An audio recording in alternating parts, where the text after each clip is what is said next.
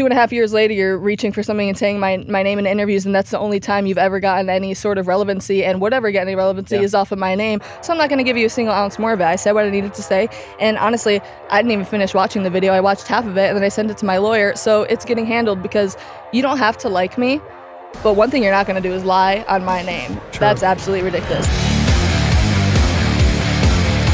This is TMZ Inside the Ring.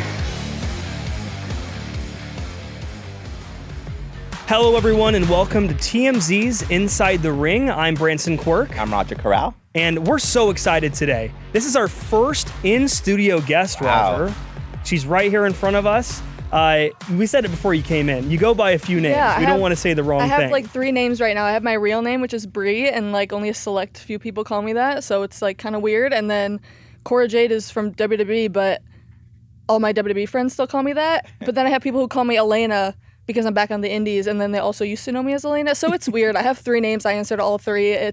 What do you prefer, though? What if you had to be the pick one? I don't really have a preference. I guess Bree, but like I understand why that's like, it's weird to call someone that and then get used to it, and then if you accidentally call them that like in the ring or in an interview or something like that, then it gets kind of weird. So like me and Roxanne are best friends like this, and I call her Roxy, and she calls me Cora. Cora? Yeah. Oh my God. So it's such a weird thing. Funny. So like then I'll introduce her to like my real life people, like my family and stuff like that, and she'll call me Cora, and they're like, why do you call each other that still? And it's like it's just there's no point in changing it now. We're too far into it.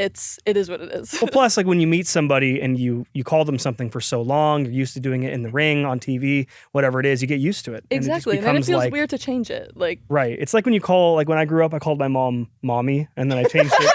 And then I changed it to Mom. It was difficult. Exactly like that.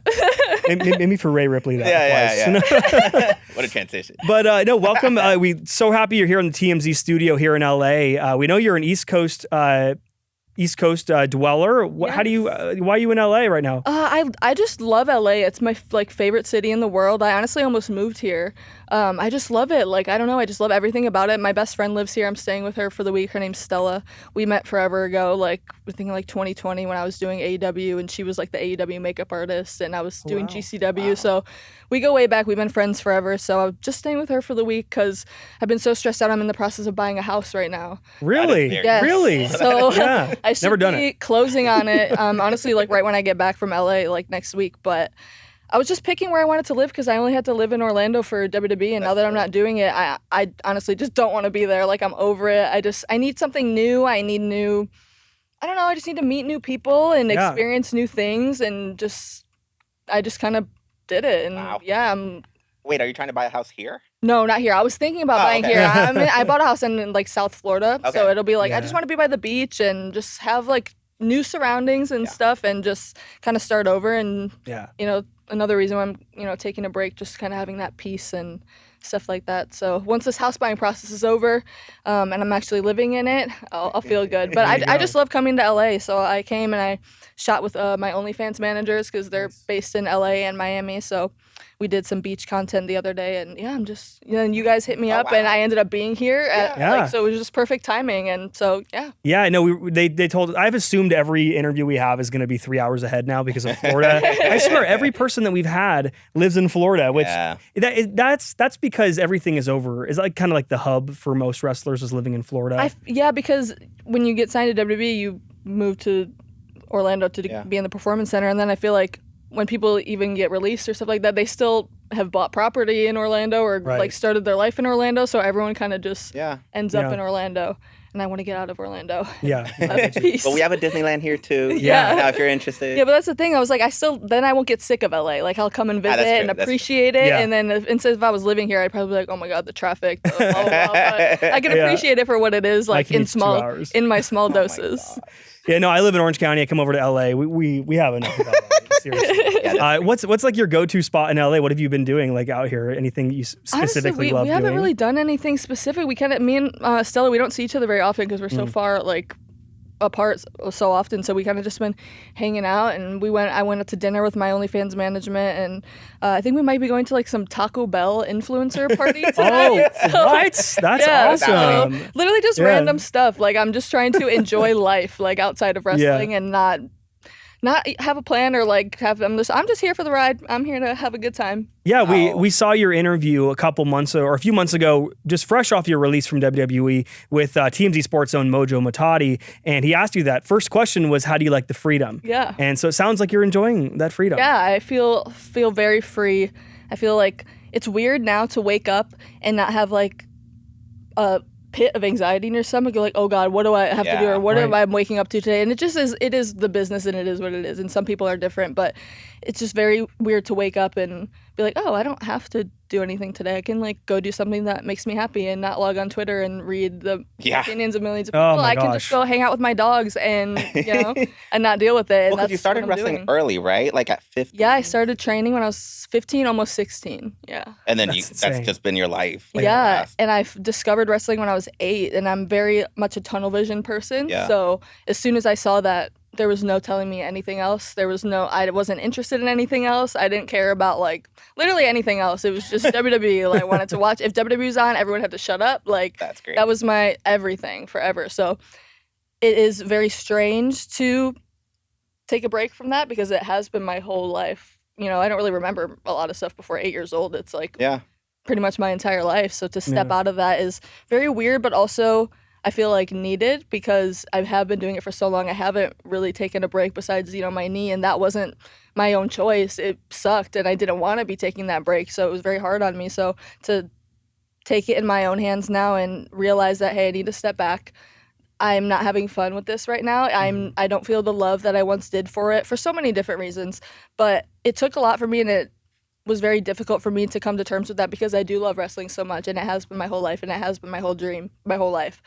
But it took a lot of strength for me to realize, hey, I need to take a step back, and if I do love this as much as I think I do, and it really truly is my passion and meant to be for me in my life, then this break will make me realize that. And I think people don't realize. They just read something very quickly, or they like to twist words or stuff like that and turn, oh, you're retiring because you just want to, I don't know what I can say, but like you want to be a whore on OnlyFans and stuff like that. It's like, that's so absolutely ridiculous. People don't realize, like, I'm taking this break for my own mental health, and I don't have to explain every single reason to the world. I don't owe anybody that. And it took a lot of time for me to come to that realization, and a lot of growth and therapy and, a lot of things just to realize I don't owe anybody anything. And if I need to do this for myself and to find my love for wrestling again, then that's what I need to do. And yes, did I know that a lot of people were going to be mean to me about it, take things out of context, all the things like that, yes, but you have to, my purpose is stronger than that. Yeah. And I know that, or what I feel is stronger than that. So I'm not really too concerned about it. People can think I'm retired, that's fine, but right. I have no plans on retiring. I'm taking this break. If I wouldn't have taken this break, maybe I would have retired because I would have went nuts and went off the rails, and I couldn't have done it. But that's why I'm taking the break, because I do love wrestling, and I do want to have fun again and, enjoy it and not just be upset about it all the time or feel like constant negativity about it.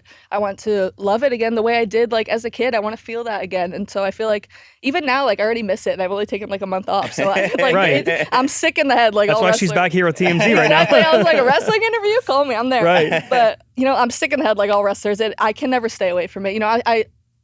I'll be honest, I've muted and unfollowed everything wrestling related. I try not to see it. Really? Okay. I just have really completely removed myself. So you're not even watching the content? No. Wait, do you talk to any wrestlers? I talk to all my wrestling friends. Yeah, I keep up with like Roxy and Bayley and like all my close friends are doing. But I have had to remove myself from that. And but then I find myself like looking at clips that I do see, and then I'm watching them through. And then like the other day was the anniversary of the 10-year anniversary of the 4 Horsewomen, like when they all came out at the end of the Bayley and Sasha match. Right. The Iron Man. It was like one of the most I remember watching that match. I think I was 14 years old, and like getting emotional then because it just inspired me so much. And I already wanted to be a wrestler, but it just fueled me even more. And then I started training like the next year after that, and it really just shaped my life so much. So then I was watching so many clips of it again the other day, and it was making me emotional because it made me remember what I felt seeing it then. Like, I do love wrestling, and I do want to like still be everything I've ever wanted to be. I just need to take the time to do me and to heal. I've been through so much like personally, and a lot of it has been because of wrestling and through wrestling. So wrestling has brought me so many great things in my life, but has also caused me a lot of pain internally, emotional, physically, all things. So it's like I need to take that step back. And I don't really care what anyone has to say about it anymore. I feel like that's another thing about me that it is what it is. You don't have to like me. You don't have to agree with me. But I'm real. So you have to be happy. It is what it is. Yeah. Right. I think that's part of the reason why I really wanted you to come in to talk with you about this, because a lot of, and I can't even think of one, I don't know about you, Roger, but a wrestler who is released from, say, WWE, most of them are always hitting the ground running. Yeah. Immediately, right away, they are getting booked in all the indies that they possibly can, and they don't stop. Like, for example, we chatted with Shotzi, and she said that she didn't want to take time off, even though she had broken her arm. Yeah. And I admire her so much. She's a badass. She's on another level, but it's still broken. That's just another thing of everyone, being different. And I tried to do the same. I had like 20 bookings right away. I was like gone 4 days out of the week, plane right after plane. I was going. And that's what made me realize I'm not having fun doing this. Like I'm having panic attacks before every single match. I'm cold sweat dripping, like throwing up, so horribly physically sick over the fact that I have to go wrestle this weekend. And there's just so many different factors that go into it. But it's like, it took me to like sit back and be like, I should not be feeling this way for something I'm supposed to love and something that's supposed to be my dream. That's not healthy. And like a relationship. It is. I have a toxic relationship with wrestling right now. And it's like, it was draining me. I wasn't sleeping. I wasn't eating. I wasn't working out. I was so depressed. Like I got to such a low point.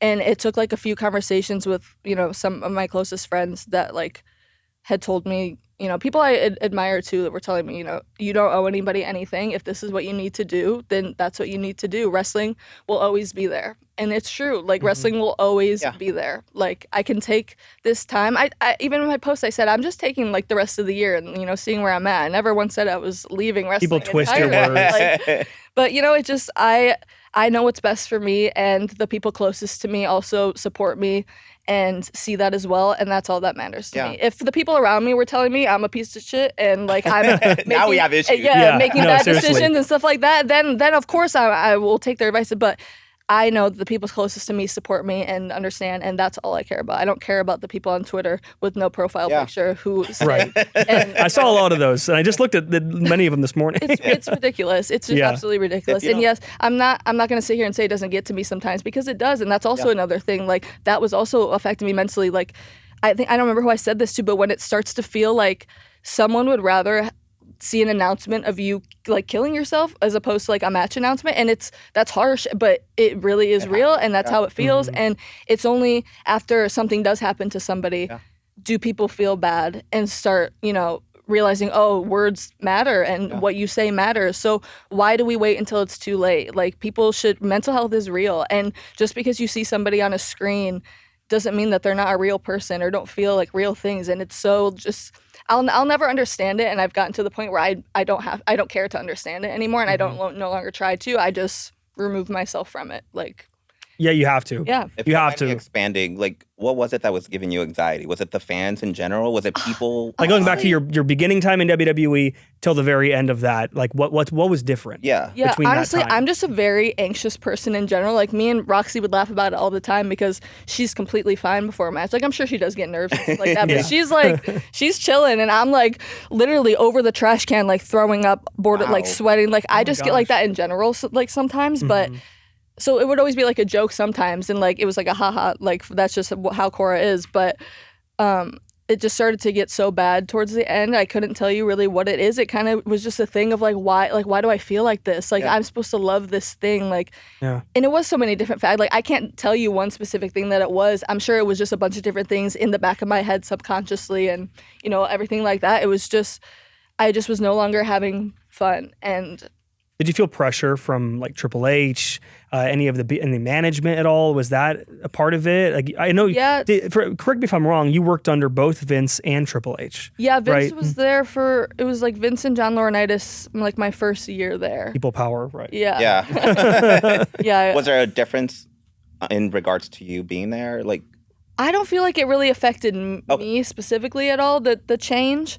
I think overall things kind of changed. Like obviously around that time, they were bringing in more indie wrestlers. Like I think me and Roxy were like one of the last few like small indie tryouts. Like for my tryout, I remember it was me, Gigi, Zoe Stark, Elektra Lopez, Wow. JC Jane also got signed in that class. It was like a big group of us. And then like the next class, I was like, I think Thea Hale, Roxy, Kiana James. So like it was all these people that like came from indie wrestling and stuff like that. So, and then they kind of transitioned over to more so like, I know they do the WWE ID stuff now, but they kind of transitioned over to college athlete and like modeling and, you know, stuff like that, bringing people over in that. So I feel like that was kind of the change, but I also don't know if that is because like TKO took over. Well, I don't know what know what the reasoning is, but there obviously was like a bit of a change, and you know, it is what it is. It's not my place to run or even work there. Yeah, no, seriously. Do you think there's enough mental health awareness there?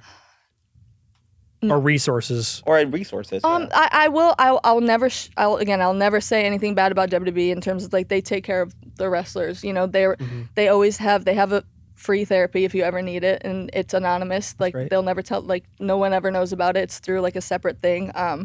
You can always, I've talked to like one of the doctors before. Her name's Tara. She's just a sweetheart. And so I'll never say that they don't take care of like those types of things, but I also don't think it's hard to control, you know, like it's just a weird thing. I don't know. Like I won't say that they don't have resources for it, but I don't necessarily think they take measures to like make sure people are right or like, you know, not being mentally like tormented. Everyone's kind of doing their own thing, right? Yeah, and everyone's on their own journey, you know. So I don't know. It's you can have so many different opinions about it. Yeah. I totally resonate with you. I'm an anxious person as well. Yeah. Growing up, like, I don't know about you, growing up, being in front of the camera, doing things like that. I mean, you go out in front of thousands and tens of thousands of people.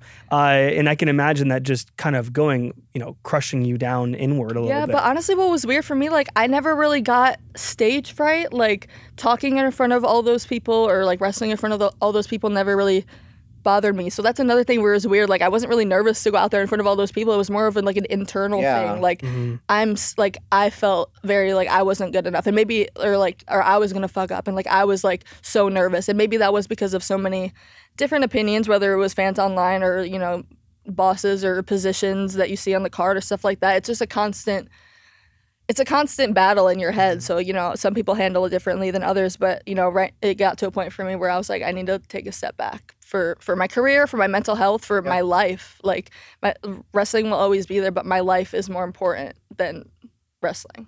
You know?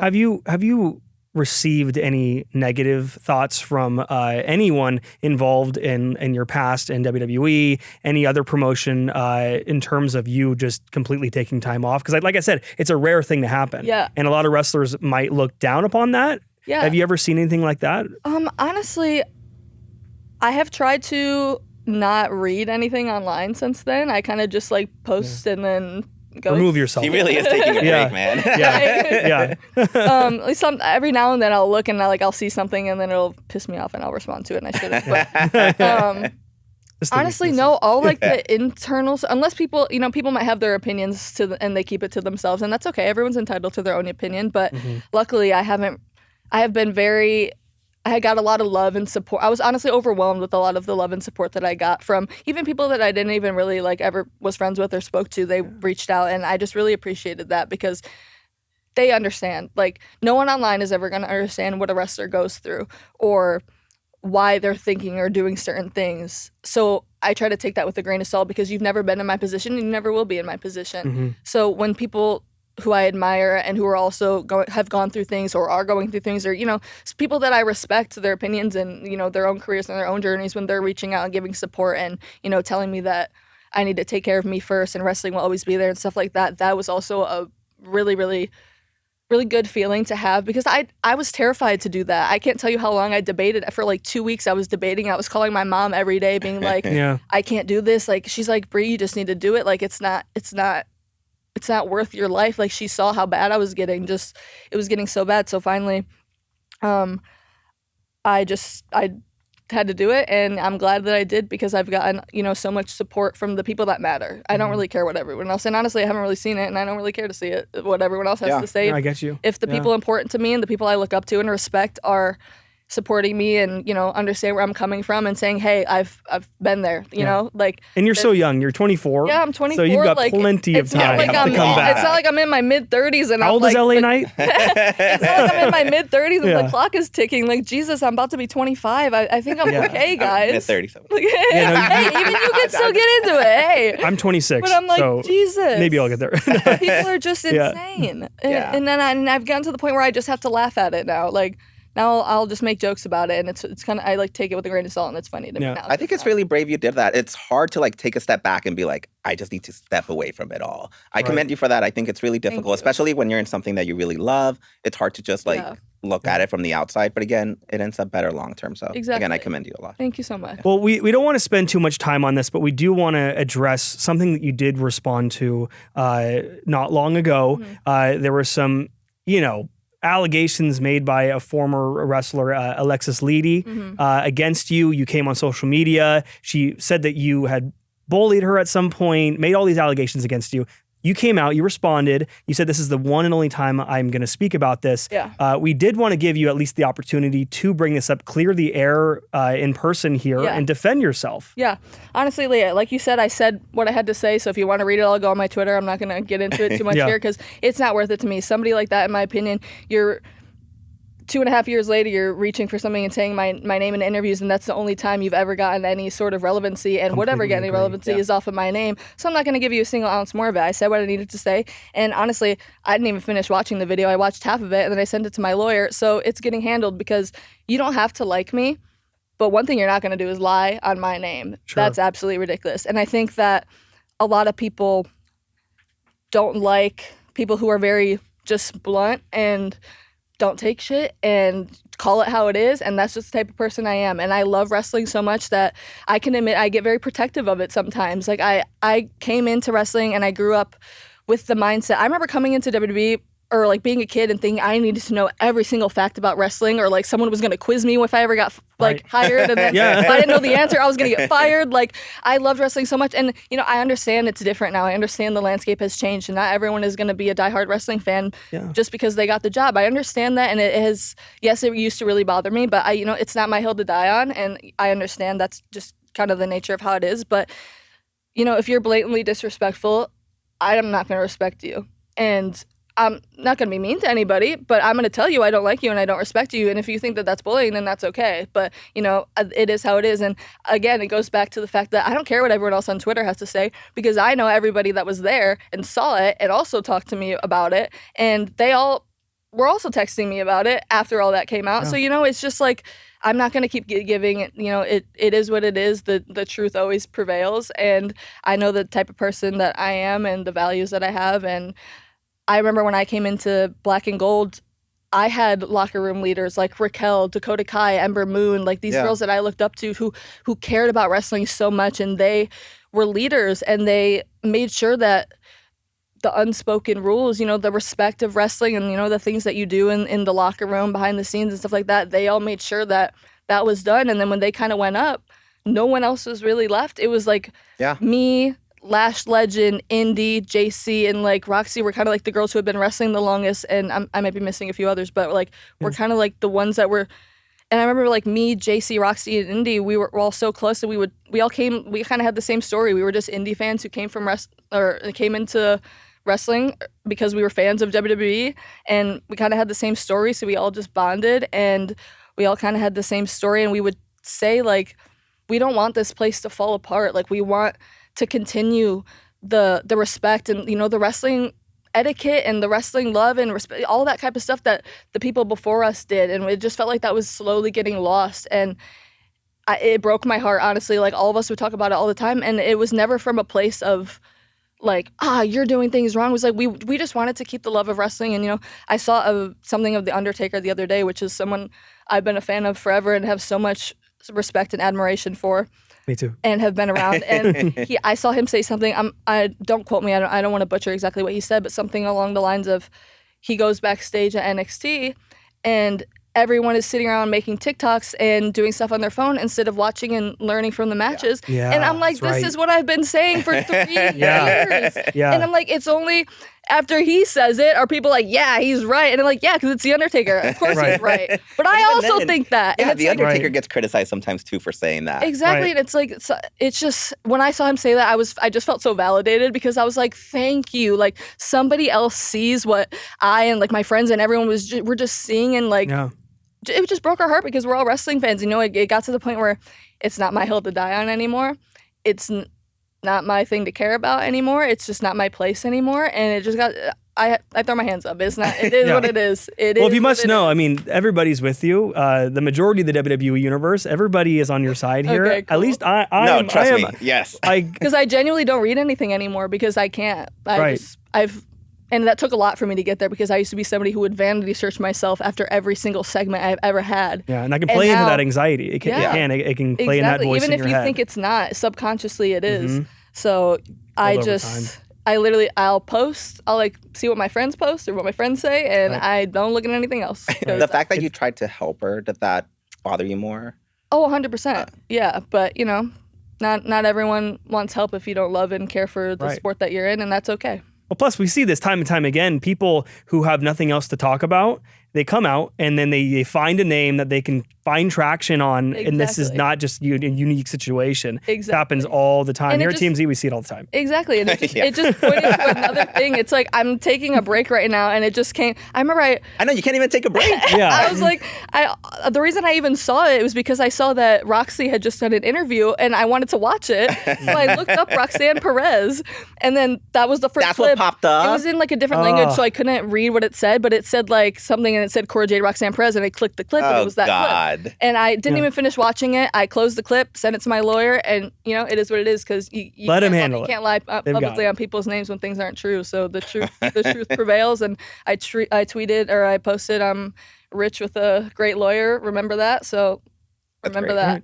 Well, we did not want to spend too much time on it. Thank you for clearing that up. Yeah, of course. Thank you for not like pushing and you guys are like. Of course. It is. Of course, it's going to get brought up, you know, and I'm allowed to, you know, defend myself. But like I said, I'm not gonna give any more recognition where it's not deserved. I think as wrestling fans, we know sometimes people might look at it as a joke or they're like, oh, you know, what you guys do is dumb or whatever. And I think whenever you actually enter our world, you know, we take it personal because this is our livelihood. This is what we enjoy. This is what I've care about it. Loved since I was 8 years old. So and this isn't just with that situation, it's just in general. Like when people come in, they're disrespecting something that I worked my whole life for. It's upsetting because and maybe I care too much, and I've gotten told so many times before that this is your job. You just need to stop caring. You care too much. You just need to stop caring. And I did try to do that so many times, but then it made me be like, well, like. I love wrestling. Like, I don't want to not care. I don't want to just do this and not feel anything or, like, have my input or, like, it just... I guess I'm just someone who, like, can't keep my mouth shut or, like, I feel things so strongly and I stand on, like, my morals and my viewpoints so strongly to maybe a fault sometimes, but never, like, ill-intended. I just feel how I feel, and if you don't like it, you don't like it. That's okay. Like, you don't have to like me, but you don't need to be mean to me, and you don't need to lie and say things, okay? So just leave me alone. There you go.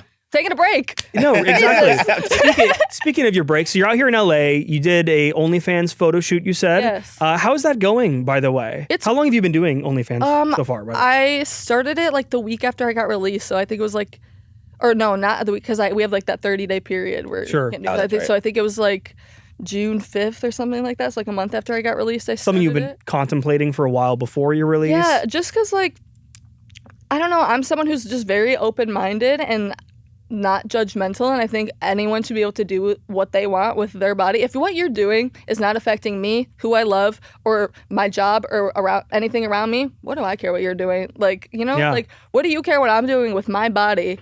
Well, you're gonna have an opinion on anyways, whether it's being paid for or not. You know what I mean? Like, people will have opinions, and it is what it is. I just really don't care because I saw someone like Mandy, who's another one of my close friends. She was a great wrestler, had a great career in WWE. That's how she got, you know, her platform made her name and all that kind of stuff.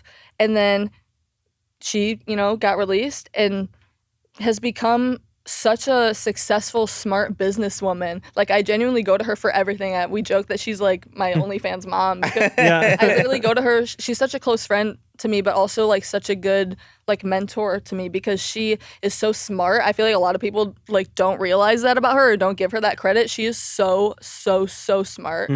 Same with her husband. They help me too. Her husband's savvy, but they are so smart. Mandy helps me so much. She's so selfless. Like she's given me so many tips. I remember the day I got released, I texted her and I was like, "Hey, I got released. You need to get me in like hook with your OnlyFans management." Yeah. Oh, you hit her up. That day she had me on a call with them. She's just always been there for me, always helped me. Like navigating all of this afterwards was very hard and confusing and just very overwhelming. So she was there with me. Any question I had, I felt bad at one point because I'm texting her like every day, like, Mandy, I don't know, I'm scared about this and just stuff like that. But she is just such a good person, but also such a smart businesswoman and such a great example of you can take something shitty that happened to you, spin it, and do what you want with your own body, your own rules. You become your own boss. Yeah. And she's the happiest, richest, most successful she's ever been. We're trying to get her on the podcast, by the way. Yeah, bring her on. That'd be great. Me and her are about to be neighbors. So there you go. I love Mandy to death. I would not be nearly as successful as I am without her or like knowledgeable about like just business and not even just OnlyFans, just business in general and money and just how to think and, you know, how to watch out for yourself because no one's looking out for you anymore. Right. You know, when you're with WWE, you're under contract. They have their own lawyers. They have their own doctors. They have everything. They have you covered. But when you're out of there, you're on your own. You have to now make your own name because now they took Cora Jade. I'm no longer Cora Jade. I'm building my own. Yeah. I'm building my own brand now, and that's what you have to do. And you have to be smart and know business and how things work and stuff like that. And I was pretty clueless, honestly. I feel like I picked things up pretty easily, but I came into this pretty clueless. And Mandy really helped me and continues to help me every single day. So yeah. I love you, Mandy. Hey, there's your camera right there. You can tell.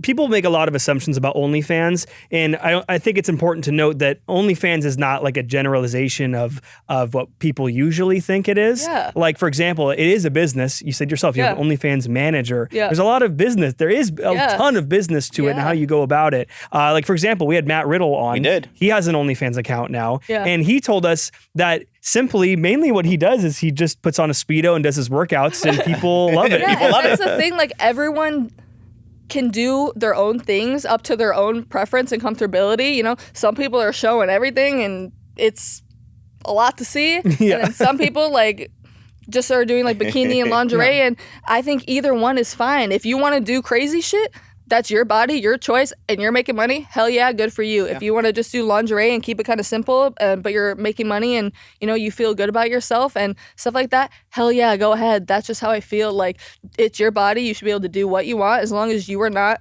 affecting anybody else negatively. Do what you want, and why does anybody care? That's like, I've never once in my life looked at somebody doing something that doesn't have any effect on me and felt the need to be like, fuck you, you're wrong. Like, and never once in my, like, that's just not normal. I don't understand that. You have nothing else to do. That's what happens. They have nothing else to do. I mean, living our lives, we're always going to have people like that come into our circles. It's something that we are going to have to deal with, especially in WWE. I didn't realize, especially with WWE wrestlers, how much they have to deal with. I was like very, very shocked. I'm a big fan of Maven, and he has a big YouTube presence now where he talks. I saw that recently. Where he talks about just like his life in WWE years ago, and even some people that I would never think would have a crazy stalker or something like that. Like, there's been stalkers who would like show up to their homes. Yeah. Mandy, that happened to Mandy and Sonia. Did it really? Right. Yeah, I think if you guys covered it. I missed that. I don't think I was working here at the time. Well, people were showing up to the PC center. Yeah, and they were like people show up to the PC all the time. Luckily, they have a very good security guard, Eddie. He's the best. That's terrifying. He's kind of scary, but it's good that he's kind of scary because people are crazy. Like, I remember one time specifically, this just came to my head. Like, you forget things. Like, so much happened. I feel like I lived 30 lives. Like. In one, you're like a cat there. Seriously. Well, I can see where the anxiety comes from because I can't even imagine having to deal with that. Yeah, that's a lot. Yes, at all times. I remember one time we would have promo class on Friday nights, and it was at like 6 p.m. And promo class. That's actually cool. Yeah, it's good to have. You worked with Dusty, right? No, you didn't go. It was just a Dusty. No, you competed in the Dusty. Yeah, I competed in the Dusty Classic. Yeah. But we would have promo class at night, and it was at like 6 p.m. So that's when the PCs locked and like the staff is gone. There was always security there, but he wasn't like at the door at the time, and no one else is there. And I remember like we had to keep letting each other in the door because the door was locked. So like whoever got there first had to keep opening for the people who came in. So I remember I had just came in and I saw JC coming in. So I opened the door for her.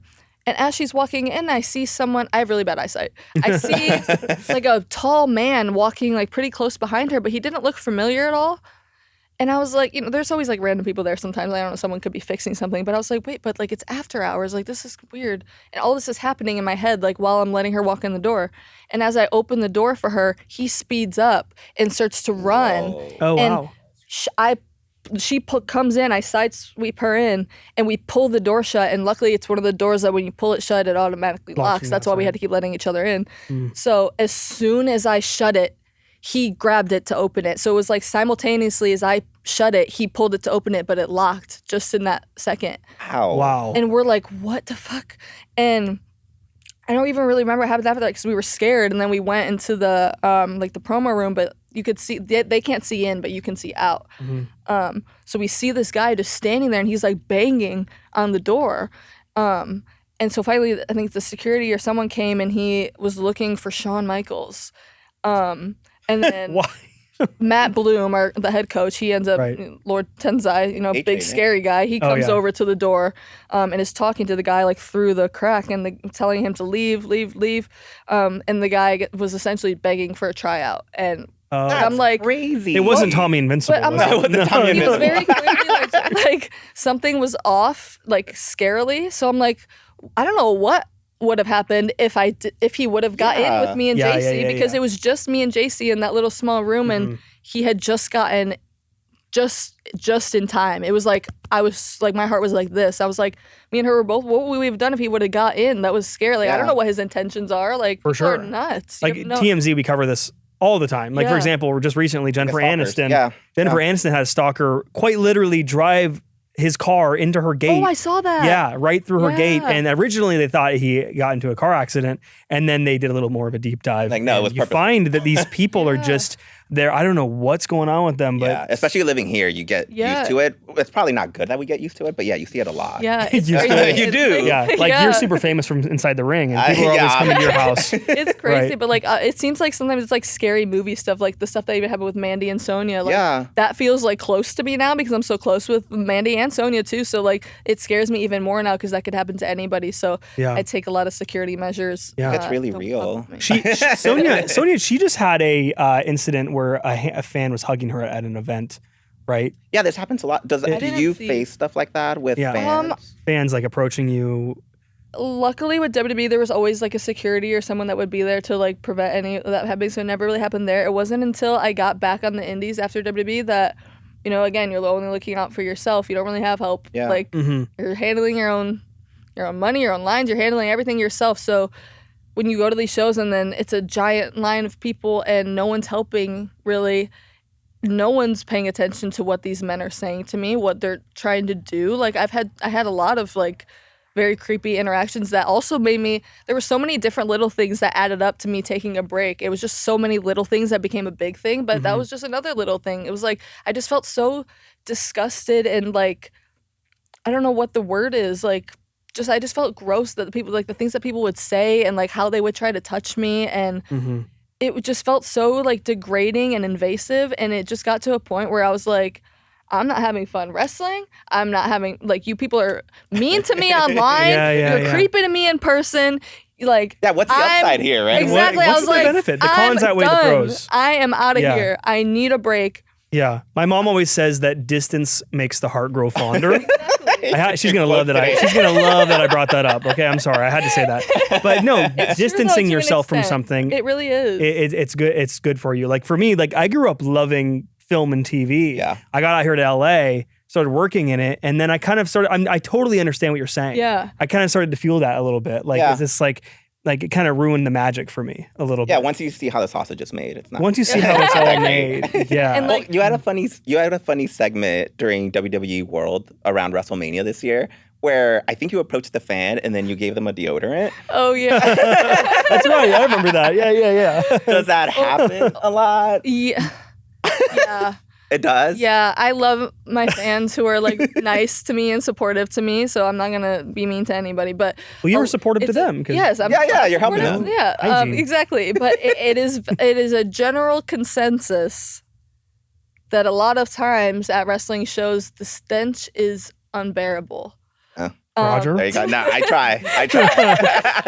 Well, Nikki Garcia, Nikki Bella now, obviously, she has a different way of taking photos with her fans that actually has sparked some backlash. Do you know about this at all? I'm so removed from everything right now. I literally, unless it's about Roxy, Punk, or Bayley, I don't know what's going on. Yeah. Well, it started trending. Well, like Nikki Bella, she one of her last signings, photo ops, she took a prom photo with someone. She let somebody pick her up. Yeah. Like, she got some backlash for that. Yeah. And I don't know how you feel about that. Maybe that's just her being her, but I feel like I'd be kind of uncomfortable with that a little bit. I personally would feel uncomfortable, but she is such a sweet woman. I'm sure the fan just, I don't know the context or anything, she talked about, I'm sure he just was a really, like, she probably just felt he was a sweet fan and wanted to do that photo. And, you know, like, I understand, like, because I've been the fan who waits in hour-long lines, and this is, like, the best day of your life. Like, you've waited for this day all year to meet your favorite wrestler. Like, you want to make that experience special to them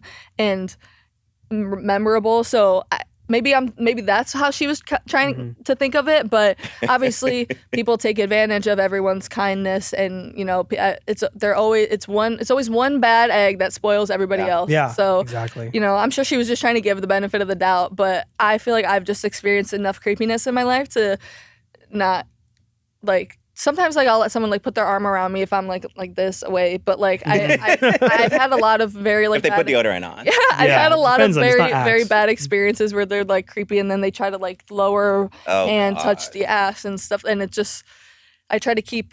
We can take a picture, but we can be like shoulder to shoulder, just because nothing against any of the fans. Just I've had bad experiences that I don't want to happen again. So I'm taking, again, no one's looking out for me. I have to look out for myself.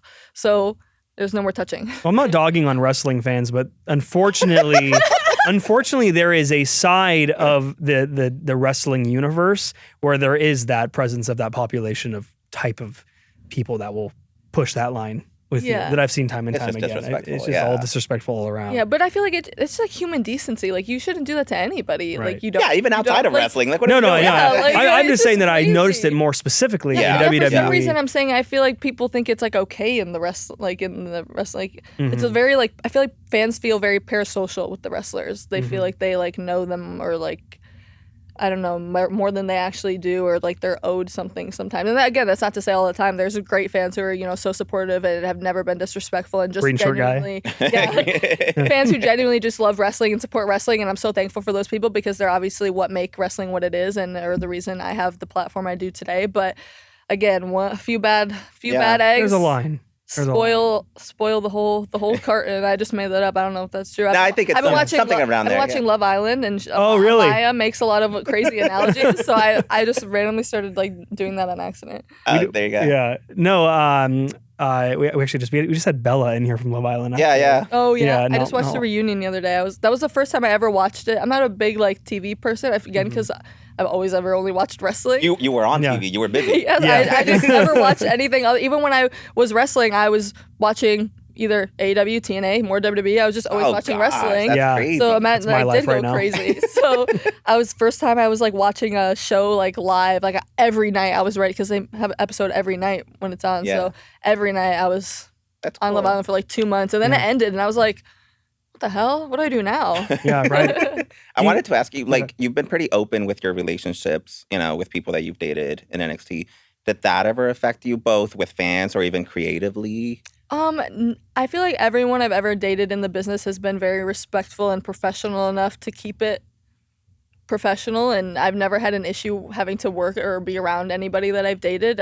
That's just like how I am too. Like, even if I have a problem, even if something ended on bad terms, I'm never gonna bring that to the workplace, or like let it affect bookings, or, you know, stuff like that, or anything like that. So that never affected me there personally. What affected me was like you put things out there because you want to share your life. And when you're happy with somebody, like you want to post it and you're, excited. And then you don't think about, the backlash that's going to happen after if you guys break up. But that's why now I keep my life very, very private now, just because of everything. Like I've just learned a lot over like the last few months. I'm just trying to keep myself very private now and just focus on that kind of stuff. But what would affect me is fans, again, feel so parasocial with the wrestlers in the sense that they think that they are owed something or like are allowed to bring up your relationships and speak on things. Like I still get comments about people I dated 3 years ago and it's like, drop it. Are you bringing up to your friends in their real life, their exes that they dated 3 years ago and asking about my friends them? bring up my exes 3 years ago. That's another conversation. That's another conversation. No, you need new friends then. Yeah. That's what I'm saying. Like, why? It's unnecessary. Like anybody I've ever dated and that was a wrestler, I wish nothing but the best for them. I hope their careers are thriving. Like, I have no negativity here. Yeah. And it's just crazy that fans have more negativity than that people involved in the relationships. It's the craziest thing. That's what's weird to me. Like, that's why I've learned to, I'm sure I'll share, my relationships again because, you, like I said, you want to share things that make You're welcome to share it here. It's your life. Like, actually, right now. Hey, relax, Mr. TMZ over here. Jeez, man. Trying to get some news. This just in on TMZ. But no, I think it just, fans feel like, I don't know, they're either owed an explanation of something or they just think it's funny to like bring it up. But you wouldn't do that to somebody in real life, which I just feel like goes back to anything else. So many people online have so much to say and they wouldn't say any of this to anybody in real life. It's only because you're behind a screen. And the fact is, I don't have to sit behind a screen and say things to people. I say it here. Like, and that's just the difference. And it's just crazy to me, but I wish nothing but the best for any of my exes. I don't know what they feel about me. I don't really care either, but it is what it is. I just wish fans would have the same respect that the people that were involved in the relationships have for each other and their careers. You know what I mean? That's just crazy. And we see that across everything. The Love Island people deal with it. Everybody deals with when they're in the spotlight, especially like that. Going back to people that you still speak with and everything. Do you and CM Punk still speak sometimes? Yes, of course. He's like another person I go to for anything. Like he's one of the people that honestly because I told you I was going back and forth for a few weeks I was just scared to, I knew I needed to take a break. I was just scared to do it because I didn't want to let anybody down. I was scared of the backlash. I was scared of, promoters who had already booked the show. And, I just didn't want to let anybody down. And I was putting everybody else before me. And that just tends to be how I am. Like I put other people's feelings ahead of mine. And for once, I just had to kind of realize I needed to put my feelings first. But it was so hard. It didn't matter how many people said that to me and like agreed with me and were telling me that, like all these things. But I like broke down one day and we had a conversation, me and him on the phone, because I was like, hey, I need your advice because he's been through it all. He left WWE for 10 years and hated WWE, said crazy things, and nobody ever thought he was coming back. And look at him. People still hate him to this day. Like Matt Riddle. But now, like he's found his love for wrestling again, and he's helped me with everything. So I always know that I can come with him. But specifically this thing, I was like, I know he's gonna have good insight for me and give me, a good outlook on it, and he did, and he sat there and listened to me, and he'll always listen to me, which I'm very grateful for, because I'm someone who sometimes acts, I get very passionate, so sometimes I want to act on emotion, but he is very good at helping me see things from like a different side without like the emotional like aspect of it. And, from experience, obviously, like I just said, he left WWE forever. So, I was just asking him if he, found his love for it again after the break and stuff like that. And so many things that he said to me in that conversation really helped me. And he told me like, I don't owe anybody anything and I don't have to stick in something that's no longer serving me. And that really stuck with me. And I think that was that was like the day before I put the announcement out. Another person I talked to was Steph DeLander. Me and her were like really good friends, like when she first started. And then I had known that she had taken a break from wrestling for a bit for some mental health reasons. And so I talked to her and, she validated me as well and told me how much that helped her and stuff like that. So it was really those two conversations that really helped me. But specifically, especially the one with Punk, because I have looked up like it's weird now because everyone knows like, the picture. We're friends. Like it's weird now because we're friends and like we'll go out to eat and like hang out and in groups and talk, and it doesn't feel. It's like so weird. Like it doesn't feel. It feels normal now. Yeah. But then I think I'm like I was literally standing in line waiting for him for hours when I was 12 years old. So like it's a cool feeling though. Yeah, it's that's a really cool feeling. It's really cool to have this person as a friend who I can laugh and joke with, but also realize that I looked up to this person for so long, for so many reasons, and now I get to ask this person for advice for the reasons I looked up to them, and they're giving me advice that it really did help me. And I guess I don't want to say like having his approval like made me finally do it, but just hearing someone who means that much to me and I respect so much and look up to so much say, hey, if it's not serving you anymore, you don't owe anybody anything. You are allowed to take care of yourself. Kind of hearing that from him really was kind of one of the things that made me be like, okay, like you're right. I'm going to do it. If you're saying that to me, if you're not going to be mad at me, we're good. I'm out. Hey. Branson, you should meet your hero. No, I will. I was just going to say, you said meeting someone that you've been a fan of your whole life. Harvey Levin out there. I have to say that. And Charles Ladeboudier. I'm saying that robotically because I have to. Yeah, just keep it going. I know you're taking a break now. You're not putting a timeline on it whatsoever. But could you tell your fans like maybe like something to give them a little hint at maybe when you might return? I have my first like public signing appearance back is WrestleCade. I believe it's November 29th, I want to say. It's the Saturday, I think. So that's like my first appearance again, and me kind of dipping my toes back into the little wrestling water. Yeah. So, I mean, that's kind of towards the end of the year. That's kind of what I wanted to give myself and see. So I guess I'm kind of just seeing how I feel like the next few months and feeling it out because I feel so much better even just after this like month of just time and therapy and healing and not looking at anything wrestling related. It has genuinely helped me so much in just a month. So I can only imagine how much better I'm going to feel in 3 more months. I would love to be wrestling again by, the end of the year, the beginning of next year, but time will tell. I'm not holding myself to that. And I don't want anyone to hold me to that, but just know I'm not retired. You haven't seen the last of me, even if you thought and wanted to. You didn't. Right. And you got the holidays coming up, too. We got Halloween, Christmas. Let me spend Christmas with my family, my dogs, and like do things I haven't gotten to do in so long. And then you're going to be sick of me again. So just appreciate the break from me while you can. No, exactly. Do you still get nervous? You're doing new ventures. Do you still get nervous doing your OnlyFans content? Do you feel the same nervousness that you did when you were wrestling? No. Because it's kind of like I don't have any pressure to do anything. Like, it's my rules. It's what I want to do when I want to do it, like under my own freedom, I guess, which is another thing I'm very grateful that I have the OnlyFans and that has been so successful to be able to take the time off because I have the luxury of not having to like, oh, I need to work wrestling shows because I need the money. Like I have the luxury, and I'm very grateful for my fans who have supported me so much to give me the luxury to be able to do that because without WWE, without my fans, without,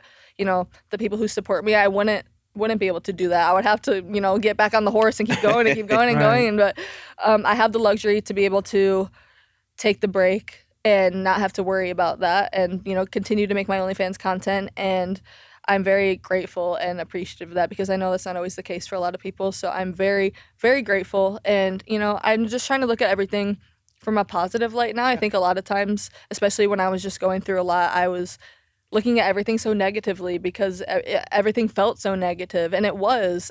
But thinking that way was only digging me deeper. So, I had to give myself the time to, cry, feel all the feelings, which I think I didn't let myself do for a long time. I tried to just be like, I'm fine. Like, I'm fine. I got fired. I got back on the horse. I was fine. I didn't let it affect me. I didn't feel it. I didn't let myself feel the emotions of losing my dream job and so many other things that came with it. It was just so much that I kind of blocked out because I didn't want to feel it. And, it catches up with you when you don't let yourself feel those things and process those things and genuinely deal with the emotions and work through them.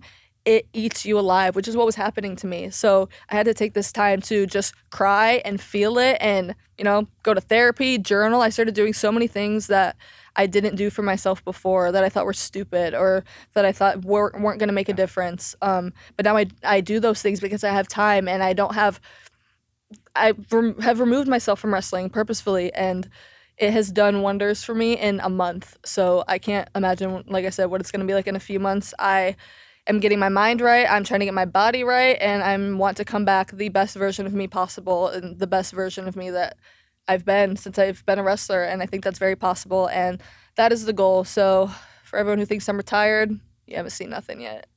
Awesome. There you go. Well, we really appreciate you being here. This is such a great conversation. Yeah, thank you for sharing. Thank you guys. That was a lot of fun. I'm really glad I got to be here and be in studio too. It worked out good. Just make us one promise. Eventually, maybe you'll come for this title here. Okay. We're still figuring out how we're gonna like make it defendable. Yeah, we're trying to add more details to it. We don't have a ring. We just have concrete right now. So I want to be the first holder of it. Can I just be the champion already? Yeah, we can do that now. We can actually declare today that you are the TMZ champion. Okay, can I It's like the go ahead and grab it. It's like the 24/7 belt. It technically is. You heard it here. TMZ champion, first ever. Wow. Whoever wants it, you got to come here. Promo battle me for it. Okay. And I'll tell you right now, that's not gonna work. So I just lost my championship. Just like that, dude. Dang, I've been promoting it that it's mine. It's just gone like now. That. Well, no, I'm serious. It's gonna stay that way until otherwise. I know Matt Riddle's coming out and he wants it too. Yeah, we're about to get some phone calls. I want to know who's challenging me next. Funny, Ash by Elegance. A few days ago. We've had a few people wanted. You're the first one to actually. You're the first one to take the title. Me and Ash are gonna continue our feud over that title. Oh, please do, because she was very adamant about taking that title. She asked me to text her my address. No, she was serious about it. She wanted to get me while I'm sleeping. She's one of my favorite people I've ever met in wrestling. Like another person I never thought I would just become friends with. And she is hilarious. We came so close during that feud that we had during NXT, and then I was going away to get my boobs done, and she was the last match I was having. So we kept making jokes and tweeting it because I don't care. I like to have fun too. She's very funny. I'm with the jokes. I can laugh at myself too. So we were just joking that because she was over in the match, she was winning. So we were joking that she was setting me off to the plastic surgeon. Oh my god! Come back. And that sounds like her. For sure. So we kept saying that, and we were tweeting it, and everyone's like, "What the fuck?" We're laughing together while we're tweeting it. Wow. See, those are the great moments. And plus, she did also text me yesterday morning. Speaking of her, again, she's her serious humor. about it. She texted me yesterday morning. That belt. And tell her she is not getting. Not just about the belt. I'm about to text her a picture with it. No, you should. Yeah. Not just about the belt, but we were actually doing her interview. I was doing it with her when Travis and Taylor got engaged a couple of days ago, and she texted me and said, "Hey, did Travis and Taylor not get the memo that we were doing an interview?" like saying they should have waited. And I was like, "Yeah, sure. Let me just call them up and let them know that." Oh my gosh, it's hilarious. She's great. Yeah, but again, thank you for coming on. I know you haven't spoken out in a while, so it's just amazing that you're here with us. Yeah, we really appreciate that. It feels great good conversation. to come back and say some stuff about wrestling again, because like I said, I'm sick in the head and I can't stay away from it like everybody else. So. Can we give Mojo a shout out as well? Yeah, let's give Mojo a shout out. We love Mojo. Mojo's been so instrumental in helping us with this. Yes. Yeah, thank you, Mojo. He helped me right when I got released. Helped me, get back up on my feet. So shout out Mojo. Love you, Mojo. All right. Thank you, everybody, for joining TMZ's Inside the Ring. Make sure you follow us on Spotify, follow us on Apple, and we'll be back with you guys on Tuesday. Thanks.